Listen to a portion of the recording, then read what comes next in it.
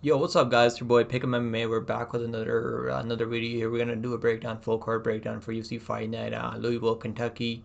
This is gonna be taking place with the crowd, so I'm happy, man. I'm happy that we're not going back to the Apex after that horrible pay-per-view. I mean, if you guys bought the pay-per-view like I did, man, that pay-per-view was now worth $80. I'll be honest with you guys right now. Like that, most of the fights, I mean, we didn't have a single knockout on that fight, which is probably the first time I've seen that happen in the UFC. I don't ever remember a time when there's even not even one knockout, not even one person winning by knockout on the card. But it is what it is. I mean, it wasn't like the main event was better. That was the best fight on the card. But yeah, Dustin Poirier, man, like he's probably gonna retire, but he actually looked really good in that fight. So overall, man, like it was a profitable card for us. We hit the lock of the week also, Strickland. I told you guys to go bet on Strickland, buy the season. Told you guys, I gave you guys a playable prop on Strickland money line. It was a good parlay piece. I told you guys, even though I've seen a lot of love for Paulo Costa last week. I mean, Paulo Costa just can't get over the hump at the when he's fighting these top five level guys. And I'm shocked that one judge had a 49-46 for Paulo Costa. That was absolute criminal. But yeah, Paulo Costa is not really UFC. He's not really like top five level. That's what I've been trying to tell people. Like every time Paulo Costa fights someone in the top five, he's always losing. Like he's not winning fights in the top five. And his power is kind of overrated too. I feel like people just kind of overrate his power too. But yeah, we hit the last six of seven lock of the weeks now, guys. Make sure you guys sub to the channel, guys. I'm giving you guys solid lock of the weeks every week. And I'll pick a lock of the week for this week eventually. So make sure you guys are sub to the channel, drop a like on this video, and now let's get into it, guys. We got Nasruddin Imavov taking on Jared Cannonier, man. Jared Cannonier is coming off of surgery, I think. He was out for like 10 months because he was out. I think he was out getting a surgery. He had some problems, so he's coming back now for beating the brakes off Marmatori. Um, that was an absolute beating that he put on Marmatori. Marmatori just has a crazy chin, so he didn't get finished in that fight. But a lot lesser men probably would have got finished by Jared Cannonier because that was an absolute beating that he put on Marmatori. But he's 40 years old, so let's see how he looks at 40 years old, coming back at 185. Obviously, this is a big step up for Nasruddin Imavov. Like, let's just say that. Let me just say that much right now. We also got Dominic Reyes, former light heavyweight title contender, taking on Dustin Jacoby, former Glory kickboxer, but no power. I mean, Dustin Jacoby has no power. I know he's got a couple of knockouts in the UFC, but this guy has no power. It's like kind of weird. Like that he's just as he was at fighting Glory has no power. Like can't knock people out.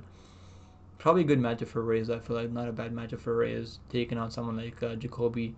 I mean, it's a better matchup for him than that Carlos Oberg matchup. Let's say that much right now. Like that Oberg, I mean, that was a horrible matchup for him. Lucky for him, I mean, Oberg couldn't make it to the fight. He had to pull out. So yeah, he's gonna be taking on Dustin Jacoby. He's got not much power, so probably a better matchup for Dominic Reyes. We also got the 19-year-old kid Raul Rodas Jr. taking on Ricky Tercios. I think this is the third time they're making this matchup. Like I really think this is the third time they're making this matchup right now. It's like it's kind of crazy. It's kind of crazy. I'll be honest. Yeah, this is the third time they're making this matchup for these guys to fight each other. I know Rojas Jr. pulled out already on fight night because he was sick or something. He had some stomach flu. I don't know what the reason was behind it. I know the fight was canceled on the night of the fight. We got Bruno Ferreira taking on Dustin Sosfus. Both guys coming off wins. Bruno Ferreira went out there, knocked out Phil Haas. We were on Bruno Ferreira plus money. Remember, I'm sure you guys remember that. We got him at plus money over Phil No Chin Haas. Dustin Sosfus coming back after beating the brakes off a guy that's fighting on this card, Punahele Soriano. Made Punahele Soriano pack his bags and go down to 170. We got Julian Marquez, the Cuban Missile Crisis, taking on Jackery, absolute can Reese. We got a bunch of like fights on this card, man. I'm excited for this card. We got Thiago Moisés taking Ľudovít Klein. We got Charles Chuck Buffalo Radtke taking on Carlos Prates. A lot of good matches on this card. I'm excited to get into it. All right, guys. First fight on the card is gonna be Puja Tomar taking on Rayanne Amanda. Now this is a good matchup, man. This is a good matchup for Amanda. I feel like because Puja Tomar, she's fought some decent competition. Like the girls, the high level girls she has fought out there, she's been getting finished by those girls. Like she's been finished every time she lost, she's been finished. I mean, 4 losses all 4 times she's been finished in those losses. Now I went back and watched some fights of hers. Right, this is a rematch where she eventually knocked this girl out. And this is a weird promotion, man. I watched this promotion. It's based in India, and it was like a really weird promotion. Um, yeah, I don't know if you guys want to go back and watch the fight because it was a pretty horrible fight. There wasn't really much happening in the first round. Then she like just caught her with a punch because Nguyen was just trying to like shoot desperate takedowns. But yeah, I don't think she's got crazy good striking. I don't really like her wrestling all that much. She will shoot some takedowns. I mean, what the fuck am I saying? She's gonna shoot some takedowns though, but I don't think she's getting takedowns in Amanda. Amanda's takedown defense is pretty solid. Even like Alan Kerr got like one takedown on her. I mean, her last fight, right? Alan Kerr like is a high level BJJ player and actually competed in BJJ, and she only got like one takedown in the second on, and Amanda was able to stay safe. And I think Amanda is gonna have the better BJJ in this fight. Way better BJJ, way better, more submission threat. I'm gonna pick Amanda by submission. I think she can get a submission probably like late second round. I don't think Puja is that good. It'd be nice to see Puja get a win, and so the UFC can maybe go to India at some point, but it's probably not gonna happen anytime soon. Now, the odds for this fight are we got Puja Tomar at plus 185, minus 220 for Rayanne Amanda. I don't really trust Rayanne Amanda minus 220. I'll probably sprinkle the submission when they open those props, but I'm not really looking to parlay her or anything. It's not worth betting on her minus 220. I feel like because just sometimes she's so low output. She could have won that Alan Kerr fight if she wasn't like so low output in the third round.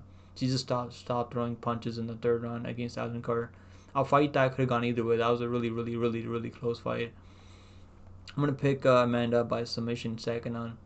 Next fight on the card, we got Cody Stamann taking on Taylor Lapilus. Good matchup, really good matchup here, guys. This is a wrestler taking on a striker, Taylor Lapilus. Obviously, he lost his first fight in UFC. First time losing in UFC. I mean, to Farid Basra. I mean, there's no one's gonna shame him for losing to Farid Basra. I was all over Farid Basra in that matchup because I knew Farid Basra can strike with him. He can also like mix in the takedowns. Farid Basra, I mean, he was able to take him down every round though, control him for a bit, but Lapilus kept getting back up, making him work.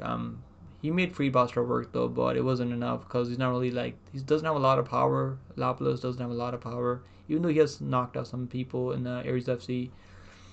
I feel like he's gonna win by decision here. I mean, Cody Stamann's like hasn't fought in over a year. That the Douglas Silva Andras fight, I mean, that he should have won that fight. I feel like, I mean, that first round he got his takedown position taken away by the referee because I think the Andras actually upkicked him in the face from bottom, and the referee stood him back up and didn't put him back in the same position. So that's what happened there. And obviously in the third round, Cody Stamann almost finished him in the third round. So even the losses he has, man, I mean, this is a big step up for Lapilus. Like let me just say that much right now. Um, he obviously like Stamann's actually out there. He's fought guys that are fighting for the champion, guys that have already been the champion at bantamweight, like Aljamain Sterling, guys like Rob Dwalswili, who's fighting for the belt right now. Saidnir Magomedov, who's a top, like is one of the best prospects at bantamweight. So like his losses are no joke, man. He went out there beat Luan Lacerda, who's coming off LFA. So this guy's like, it's not gonna be easy matchup, man. Cody Stamann is a good boxer, also he can strike with Lapilus, but I feel like Lapilus is gonna be able to use the reach advantage. He's gonna be able to use the stay at range a bit more and outpoint him because the Silva de Andras was outpointing him with the kicks and stuff, like outpointing him to the body, to the leg kicks, hitting him with the leg kicks. I think Lapilus on the scorecard makes a lot of sense. I don't hate the line for Lapilus, minus 210 for Lapilus. He's been active. He's taking on a guy like Cody Stamann, who can wrestle. I mean, can Cody Stamann get a submission? I don't really think he's going to get a submission off on Lapilus. And I think on the feet, I think Lapilus is going to be ahead, just a one step ahead the whole time. I like Lapilus. I think Lapilus gets it done by decision. I'm going to look at decision prop when they open the totals. When they open the props, I mean. Alright, guys, up next we got Eduarda Moura taking on Denise Gomes. Good matchup, man. Good matchup for I think this is a good matchup for Moura. Even though Denise Gomes can catch her with a punch, because Denise Gomes has a fight-ending power in WMMA. She's one of those girls that can crack. And Eduarda Moura, if you go back watch her fight with the Montserrat Conejo Ruiz, he was like the way she strikes. I mean, her chin's like really upright. It's like right up in the middle. So if she isn't careful on timing those takedowns and she's striking with Denise Gomes, she's gonna be in trouble. She's gonna be in trouble, man. So hopefully Moura doesn't get reckless out there. She's gonna be a lot bigger than Denise Gomes, and this is one of her toughest fights. This is the toughest fight out there. Like taking on Conejo Ruiz, who doesn't have any power on the feet, doesn't have wrestling. Like she's wrestled. Conejo Ruiz can wrestle, but she's like 5 feet tall. Like should be fighting at atom weight. And that was an absolute mismatch by the UFC. Like she got Moura was 10-8'd her in the first round, then finished her by TKO. I picked Moura by TKO in that spot. I picked better by TKO because I was like the ground and pound's gonna be there because Reese is really tough. She doesn't give off a submission early. Like she doesn't give off a submission easy. So I was like it's gonna be a TKO because Reese is not a quitter. I'm gonna pick Moura because I do see her getting takedowns. Denise Gomes obviously can catch her early, like when she has the full gas tank behind her. Gomes has better striking than Moura. I do see Gomes having. I do think Moura doesn't have better striking than Denise Gomes. If this stays standing and Denise Gomes starts defending takedowns, Denise Gomes is more like dirty. She has more better dirty boxing in the clinch and stuff. Like she's got better Muay Thai also. Doesn't throw a lot of kicks. Is mostly like a boxing heavy. Like so. But I do see her getting taken on. She might not get taken on in the first round because that's when she's really physically strong. And when she starts getting tired, I mean, she was getting taken on easy by Angela Hill in the second, third round when she was getting tired. Obviously, like she's gone out there, starts Jasmine Hergui, so in the first like 20 seconds, so and actually better over Brunno Brazil at plus 250. So I've made some money on Denise Gomes. I bet her against Angela Hill. Not a lot of money, like half a net on her, but I should have known that Angela Hill is really good. We bet on Angela Hill over Pinero recently.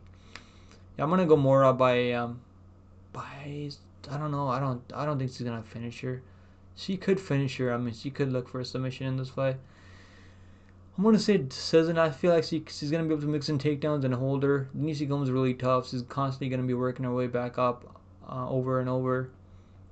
I feel like Moura's gonna rack up enough control time on the ground, land enough damage on the ground where she's gonna win the fight by decision. I'm gonna say Moura gets it done on the scorecards, and let's look at the odds for Moura is we have odds minus 165 for Eduarda Moura. Not bad. I don't think that's terrible. But I wish her striking was better. So I'd probably feel more comfortable putting money on her at 2-1 almost. The line's not like that wide, because this is like Denise Gomes has more fights in UFC, so this is gonna be not an easy matchup for Moura. Because Denise Gomes has power on the feet. She's got way better striking. She's more nasty in the clinch also. So I'm gonna pick Moura by decision though. Up next, we got Daniel Marcos taking John Castañeda. Good matchup, man. I'm excited for this matchup. Marcos obviously was beating the brakes off Ricky Lang, and they were like trading groin strikes back and forth. So Ricky Lang kicked him in the groin like twice, and then Marcos kicked him in the groin twice. I mean, they were eye poking each other. It was like a really terrible fight. But Marcos was landing more damage in that fight. Even though like Ricky Lang was landing some shots from time to time, Marcos was just the one landing better knees, like in the clinch and stuff, like catching him with some knees. I mean, timing some beautiful knees in the clinch, defending some takedowns. Because Ricky Lang was trying to wrestle him at some points in that fight. John Castañeda, man, I've bet on John Castañeda in that fight over Kungo Khan. I mean. He looked good in that fight, man. He looked good because Kungo Khan is pretty big for bantamweight, and John Castañeda actually looked good in that fight. I bet him minus 125. It was like almost even money because I've seen a lot of love for Kungo Khan in that fight. He went out there and beat Moon Gaffarov. I think Moon Gaffarov got a point taken in that fight. I was like like they were going back and forth trading. It was like an exhausting fight because Moon Gaffarov was putting a ton of pressure on him. There was a point taken in that fight. I don't know who got the point taken. I can't remember right now, but I know one. I think Moon Gaffarov was the one that got a point taken in that fight. Maybe it was Castañeda. I can't remember exactly, but obviously he got caught with the knee. But this is, I mean, Miles John's fight. Miles John's exhausted like crazy. I mean, he was like constantly walking backwards. I mean, John Castañeda was putting it on him. Eventually finished him with an arm triangle. So this is a tough fight for Marcos, man. I'll be honest, like this is not gonna be a walk in the park for Marcos. Like this is the toughest guy that he's fighting in the UFC. Like other than Davy Grant, a fight that could have gone either way. The only reason he won the fight was because he cut him with an elbow. I think I picked Davy Grant by TKO. I think in that fight. Yeah, I didn't bet on. I don't think I bet on Davy Grant, but I did pick Davy Grant there.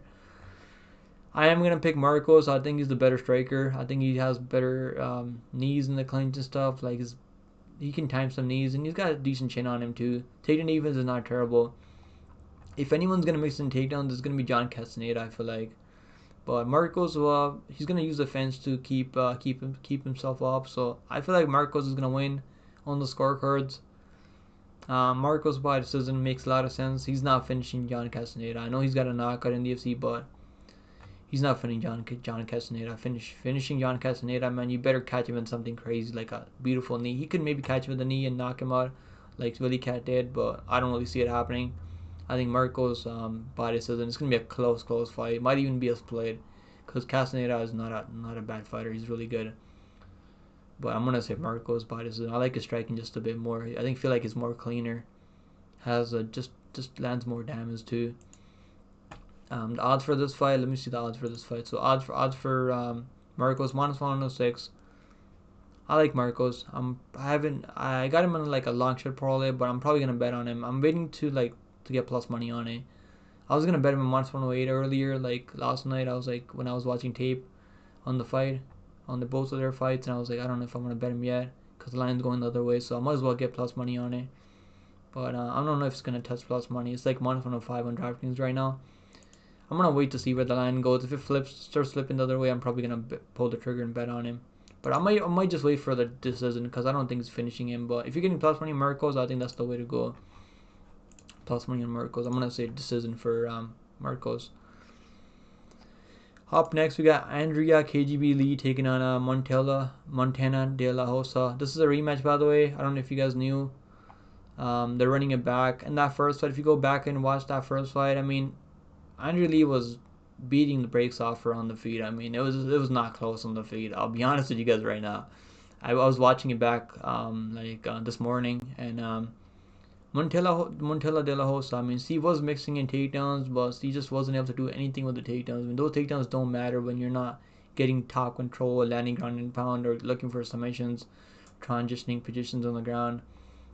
And even though she got 4 or 5 takedowns in that fight, she just wasn't able to maintain top control. And Lee was able to just get up to her feet every time and beat her up on the feet. I mean, she's beating Montella de la Rosa. Montella de la Rosa is tough though. She didn't get finished. But Andrea Lee is gonna be the way better striker in this fight. I am gonna pick Andrea Lee, man. I think she's gonna win this fight. Now there's a stat out there that the fighter that wins the first fight in the rematch wins the second fight at over 80%. I think 80% or some shit like that. But even if you're just looking at this fight technique wise, who's got better skill set? Andrea Lee has better skill set on the field. Obviously she's 35 years old, but I'm just not impressed with Montella de la Rosa. She was getting outstruck. She only attempted 1 takedown in that JJ Ultras fight.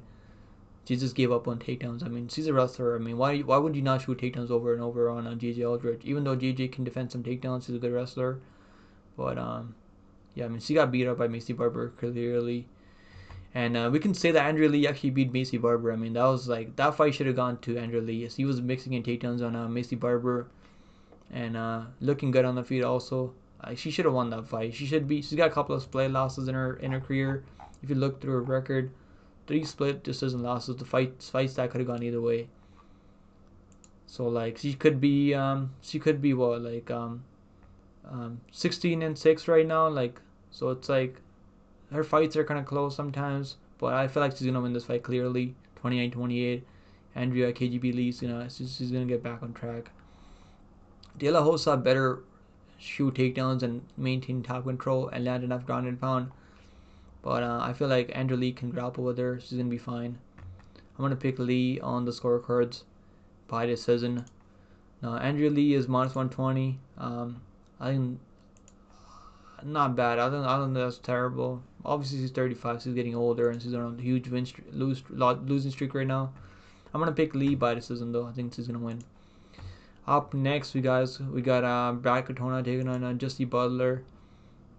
Give me Brad Katona, man. You guys remember he was my lock of the week over Garrett Armfield, because I was like, he's probably gonna be able to mix in enough takedowns. But Garrett Armfield, even though he got taken down, he just didn't settle on bottom, which is why like he kept getting back up and outlanding Katona with the more damaging shots. Now people were saying that was a robbery. I don't think it was a robbery. I was like, it was a close fight. I mean, I know the live odds had Katona winning that fight, but it was a close enough fight that they gave it to Armfield, because Armfield was catching with some big shots, but Katona has a chin on him, and this guy has a chin on him, and he can wrestle, man. He can wrestle, he can strike. Also, he doesn't have a lot of power. I mean, doesn't have any power. But this is a good matchup for him, man. Justy Butler made his UFC debut at 155 against Jay Miller, and obviously got knocked out brutally. But that was just, he just took that opportunity to get into the UFC, because Jim Miller's first official opponent couldn't make it to the fight. Justy Butler, man, he's a wrestler mostly. He's mostly a grappler. He's gonna be looking for submissions and stuff. I think Katona is gonna be able to outpoint him easy. I think he's gonna defend takedowns. He might go for his own takedowns and win the fight by grappling Justy Butler. Now maybe Justy Butler can take his back, but I don't really see that happening. I think Katona is gonna win the fight by decision. The line's way too crazy. I'm not rushing to the window to go bet on Katona at this line. The line's like way too chalky at this point. I'm gonna pick Katona by decision. I think he's gonna win by decision. Katona by decision. Katona -550. I think he wins, but fuck, like the line's way too wide at this point. Over 2.5, I think makes sense. Over 2.5 makes sense, because Butler's pretty tough. I don't think he's gonna get. He's been TKO'd. I mean, hasn't been subbed, so I don't think he's gonna get subbed in this fight. Over 2.5. I like the over 2.5. Alright, guys. Up next, we got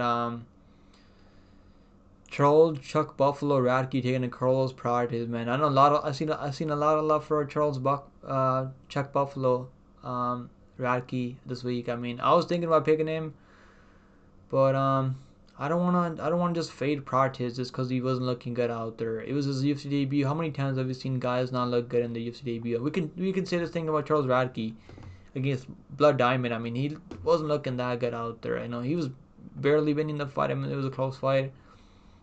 That was his debut, right? I mean, at least Carlos Prates finished his opponent in his debut. But Prates has over like 100 fights in Muay Thai, man. This guy's like, he spent like six years in Thailand training Muay Thai, like competing in Muay Thai. Has a lot of experience in MMA now. Has over like 24 fights in MMA. But maybe Radtke can get on the inside and like crack him with some shots, because Giles actually has a good jab on him, so he's catching with some shots. Was landing, having a lot of success on the feet with the boxing. I like Prates here, man. I think Prates is gonna get this done somehow. I don't know if he's gonna knock him out. I am gonna pick Prates by knockout. I'm gonna pick him by knockout. I think someone's gonna go to sleep here. I don't know. Like, I don't have a lot of confidence in Prates here, because Buffalo looked really good over Urbina, but I don't think Urbina's that good. Urbina was just scared. Once he got cracked with the jabs over and over with the left hook from Radtke, Urbina was fighting scared, man. He wasn't really throwing back. I feel like Prates is gonna be willing to fight him in the pocket. I don't think Prates is gonna be scared. He's gonna throw some knees up the middle too. Like he's got the reach advantage is like 6'6" reach advantage. Like he's way taller, longer. Maybe Radtke can mix in takedowns and take him down. I mean, that would be a good game plan for Radtke if he wants to bring that game plan into this fight. I'm gonna pick Prates by KO. That's gonna be my pick. The line's way too high, man. I mean, I don't know if I'm gonna go bet on Prates at 2-1. -200 for Prates. I don't know. It's like the line's kind of chalky right now. I'll be honest with you guys. I think under fight doesn't go the distance. I think is good. Prates has a chin on him though, like, but Giles was cracking him some big shots, but Prates was eating the shots pretty well. Buffalo, like Chuck Crackman, he can also grapple. So if you guys are looking for underdog on this week, I mean Buffalo's probably not a bad underdog. Plus 170 for Buffalo. Alright guys, up next we got who we got Thiago Moisés taking on Ľudovít Klein. Good matchup, man. I'm gonna pick Ľudovít Klein by decision. Thiago Moisés striking has been looking really good recently. He's not a bad striker, but he's mostly known for his grappling, BJJ, top control. I mean, his has really slick back takes also. I think Ľudovít Klein's takedown defense at 83%. It's like over 80%. I think that's takedown defense gonna be solid. I think he can go for his own takedowns. Probably shouldn't go for his own takedowns in this fight, but since moving up to 155, man, he's actually looked really good. Now that Jai Herbert fight, I mean, that's the only fight that's like making me question my pick just a bit, cause so Jai Herbert, like Ľudovít Klein took him down right in the first round, and Jai Herbert actually cut him from off his back, landing some nice up kicks and elbows. And the reason that Jai Herbert, that was a draw, cause Jai Herbert should have won that fight if there wasn't a point taken. So Ľudovít Klein, like, they took a point away from Jai Herbert because of one eye poke. The referee took a point away, so that's why it ended up being a draw. I think Jai Herbert should have won the fight. Jai Herbert is not a bad striker though. I think Jai Herbert is actually a good striker. It's just Jai Herbert doesn't have a chin though. That's his only issue. I'm gonna pick Klein by decision. I think Klein's gonna outwork him. He's gonna be the way better striker in this fight. At 145, I mean, things weren't really working out for Ľudovít Klein at 145. I mean, Nate Landwehr, I mean, obviously choked him out. I mean, we know how Nate Landwehr is an absolute junkyard dog. Soriano outworked him, but not cutting weight to 145, I think it's been working out for Klein. I think he's on the up and up right now, even though, like, Moisés is only 29 years old, so he's got all this UFC experience over, like, 12 fights in UFC, not at this point, I think. Yeah, 12 fights in UFC, so he's got a lot of experience in UFC. But, I like Klein striking him more. I feel like he's got more weapons on the feet, better boxing. Even though Moisés can probably rip those leg kicks, Moisés has some nasty leg kicks. He got a TKO via leg kicks over Mitch Ramirez, who's probably not UFC level. I don't think Mitch Ramirez is really, probably should be fighting at 155. I mean, Mitch Ramirez, I mean, was that at 170? I think that, yeah, Mitch Ramirez used to fight at 170, so that was his debut. He took that fight in short notice at 155. Was that at 155 or was that 170? Let me see. I can't remember. That was on 155. I thought because Ramirez fought Prates right on the Contender Series at 170, I think. Yeah, Ramirez, I don't know. Like, I don't really think he's UFC level, but he's had some tough matches. I mean, Prates first, and then a Contender Series, then Moisés on short notice. Hopefully, they give him a winnable fight eventually. Even Costa was out working, out striking, Moisés on the feet in the first round. So I think Ľudovít Klein is gonna win this fight. I'm pretty confident Ľudovít Klein here. I think Ľudovít Klein is gonna win by decision. I don't think. I mean, maybe could finish him, and we have seen Moisés get finished before, but it's like barely, not by a lot of people out there.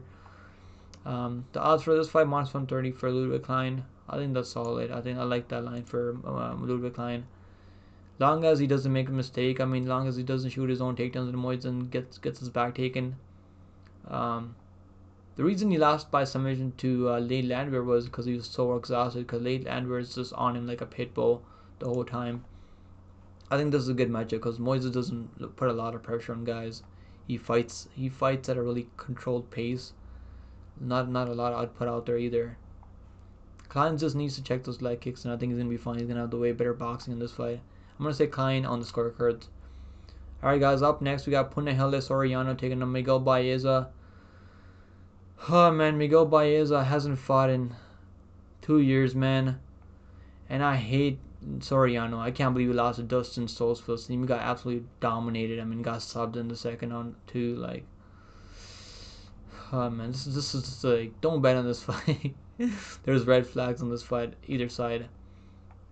Punahele Soriano, I mean, he was on his only win was over Dalch and Lungiambola. Losing to Coppola was not really a bad look, I guess. The Nick Maximov fight, he lost that one by getting grappled. Losing Brandon Allen is not terrible. Miguel Baeza, I mean, what is he been doing for 2 years? I mean, he hasn't fought in 2 years. Like, he's actually a good striker. I mean, obviously, like, he was keeping it competitive with Chaos Williams in the first 2 rounds once he got knocked out in the third round. So like I'm gonna pick Miguel Baeza just because I feel like these welterweights are more skilled than these middleweights. He has a win over knockout win over Matt Brown back in the day. Just a 2 year layoff, man. You guys know I love fading these guys after 2 year layoffs.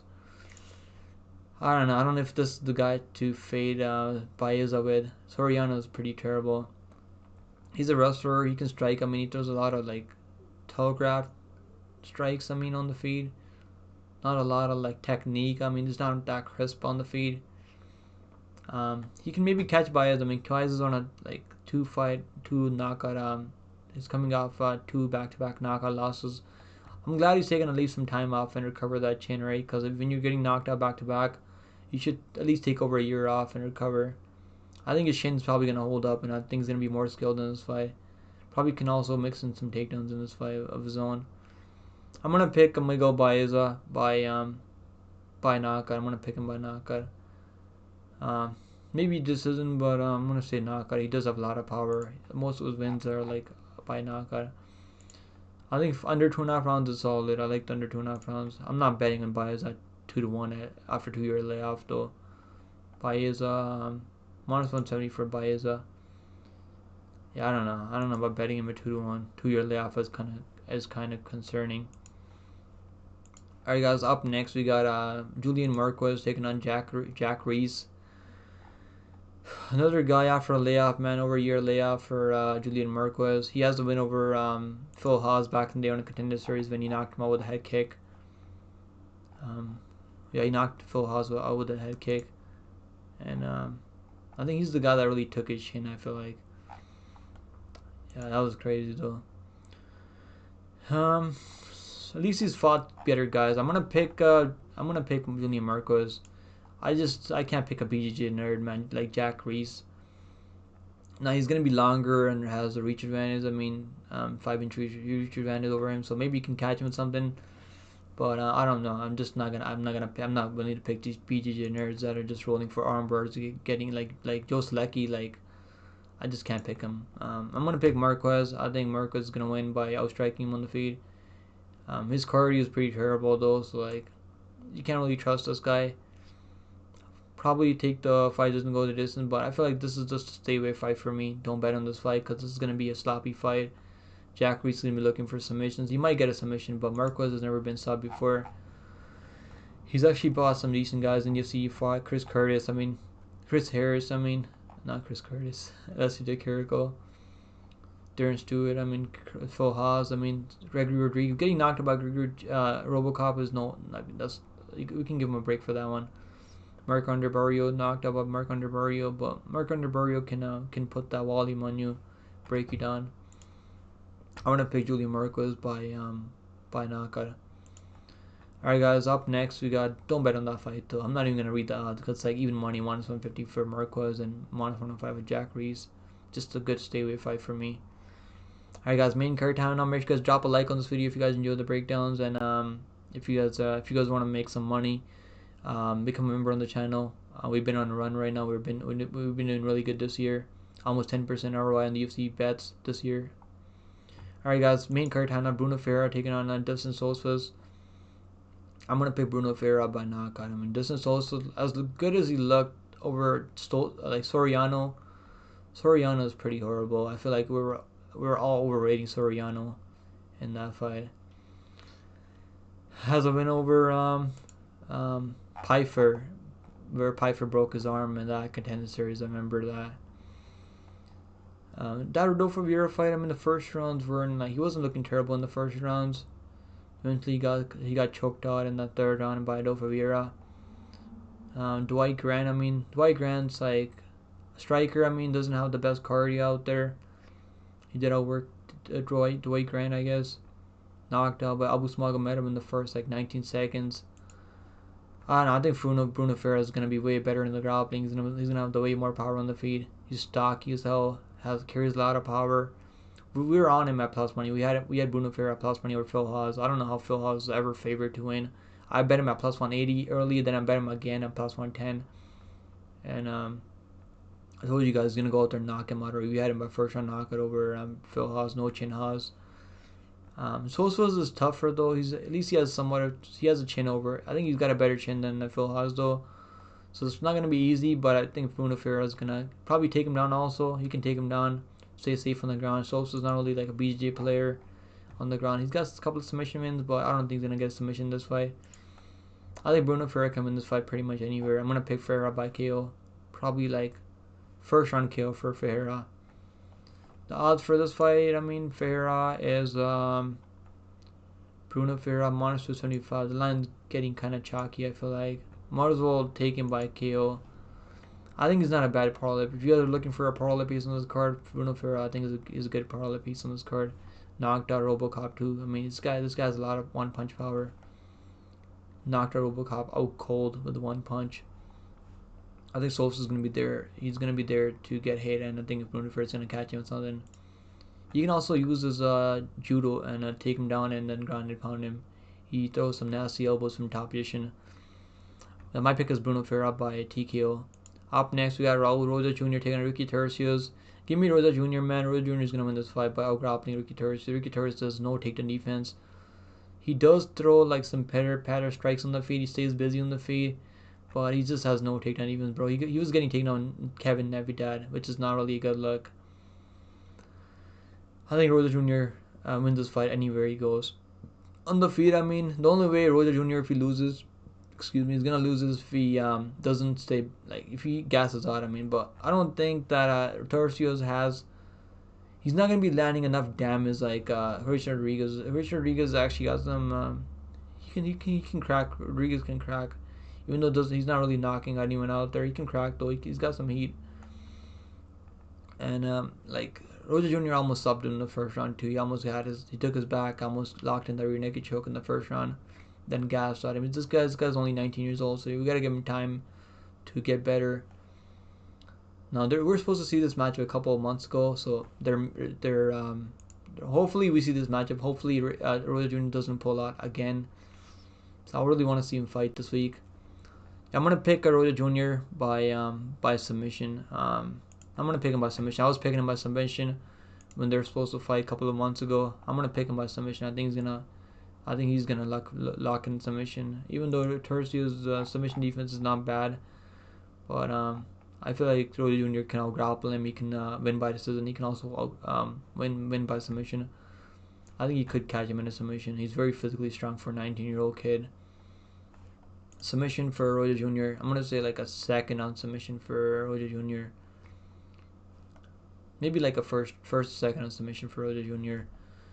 Money line for this fight, I mean, Rosa Jr. is a minus 244. The comeback on Tercios is plus 209. I'm picking Rosa Jr. by submission. Not a bad parlay piece because Tercios just doesn't have any takedown defense. Not really a powerful guy on the feet, so he's not really gonna be getting a lot of respect for Rosa Jr. on the feet. He's mostly a point fighter. Alright guys, up next we got Dominic Reyes taking on Dustin Jacoby. Oh man, Dominic Reyes. I mean, I have a rule where I'm not gonna pick someone coming back after like 3 back-to-back knockout losses. No, I guess we can give him a break, right? Losing to Blachowicz, former champion, by knockout. I mean, not really a bad look there. Losing to Prochazka by knockout, former champion, not really a bad look there. Ryan Spann, that knockout, but the way he got knocked out, the power jab, he's taken over 1.5 years off though. At least he's taken enough time off to let his chin recover. And he could have beat John Jones. I mean, that fight was like really close. That was like one of John Jones' closest fights he's ever had with anyone out there. Justin Jacoby, I'm just not impressed by Justin Jacoby. I'll be honest with you guys right now. I don't know. Justin Jacoby just gives me fraud vibes. Even though he's got like a couple of wins in UFC, like he's 7-5 in UFC. Alonzo Menifield fight, I mean, he just has no power, bro. He just couldn't hurt Alonzo Menifield at any given point in that fight. And Alonzo Menifield knocked him down second round, third round, dropped him twice, almost finished him.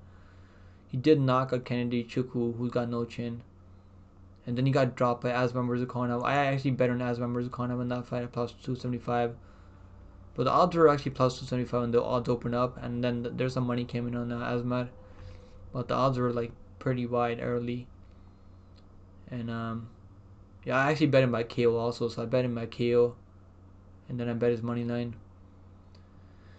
But yeah, Murzakanov dropped him. First round, dropped him second round. Then he gassed all like crazy, and then Justin Kobe was out there shooting takedowns on him like a dummy. Like, why would you be shooting takedowns on a guy that's so tired, exhausted, clearly so tired and exhausted? That fight IQ is definitely missing from Justin Jacoby, so you got to be careful. You're paroling Justin Jacoby. You better be careful with this guy, man, because his fight IQ is just not really there. Bro, Dominic Reyes, man, can he win this fight? I mean, he could. He's 34, man. 3 knockout losses in a row.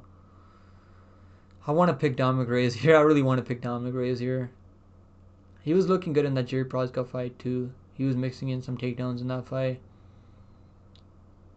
Span does have a lot of power. He has more power than Jacoby, though. Even though Span doesn't look good.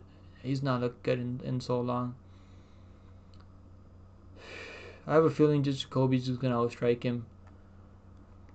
Oh, man. I'm going to pick Dominic Reyes. I gotta do it. I'm done on Justin Jacoby, man. His fight IQ and his no pillow hands, no power. He might not, he might knock out Dominic Reyes. We might be at that point where Dominic Reyes has no chin anymore. But I'm going to pick Dominic Reyes by KO. He might outwork him, though. I'll pick him by decision. I don't know if he's going to KO him. I'll pick Dominic Reyes by decision. He was on a run too before he went on that losing streak, 4-fight losing streak. Has wins over guys like Volkan Ozdemir, like Owen St. Preux, Jared Cannonier. Knocked out Jared Cannonier. The power is lost into the lead, man. So I could see Dominic Reyes winning this fight. I'm gonna pick Dominic Reyes. We'll pick him by decision. I don't know if he's gonna finish Jacoby. He might drop him and then not finish him, but I'm gonna pick Dominic Reyes. I'm done on Justin Jacoby. This guy's a favorite every time, and he's letting people down. He's let people down every time. That Khalil Roundtree fight, he should have won that Khalil Roundtree fight. To be fair. Shit, man, I just forgot about the Kevin Roundtree fight.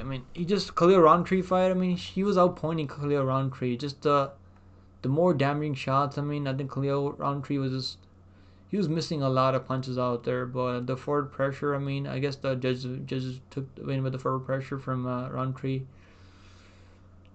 Oh, man, it's so tough picking Jacoby fight.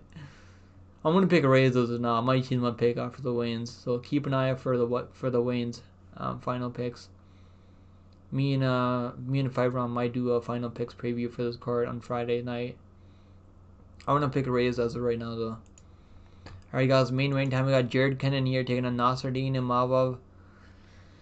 Good matchup, man. This is a good matchup for both of these guys. Cannonier is coming off of surgery. Has been away for almost a year at this point.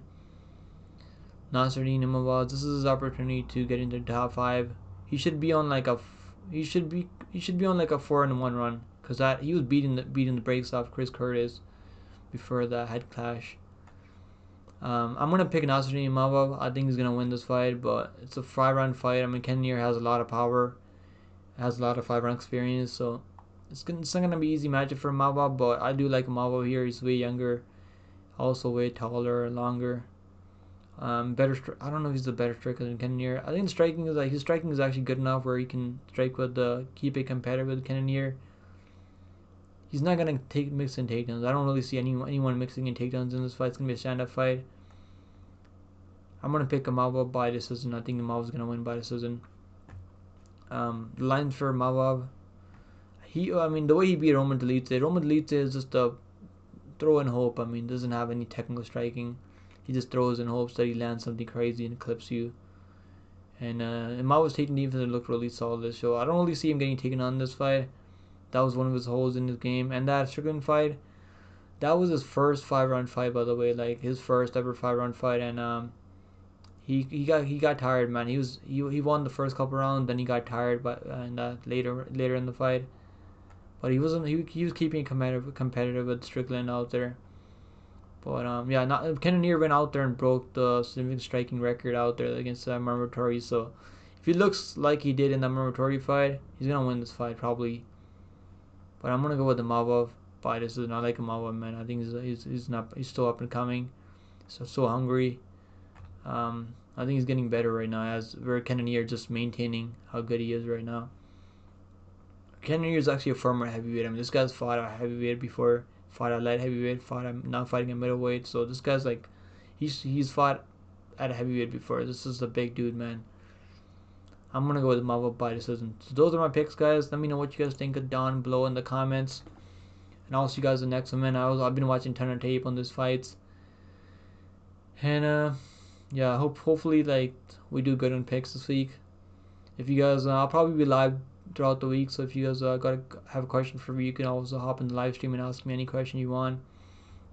And I appreciate all the members all the way on the channel. We got over like 30 members on the channel. I appreciate the support, guys. I appreciate you guys watching these videos. And I gotta cut it now. So I'll see you guys in the next one, guys. Take it easy, guys. I hope you guys have a good week. And I'll see you guys. I'll be live for this card on Saturdays, so make sure you guys come hang out with me. We always have fun on the live streams. We always make money on the live streams, so come hang out with me on the live streams. And I'll see you guys in the next one, man. Take it easy, guys. Later.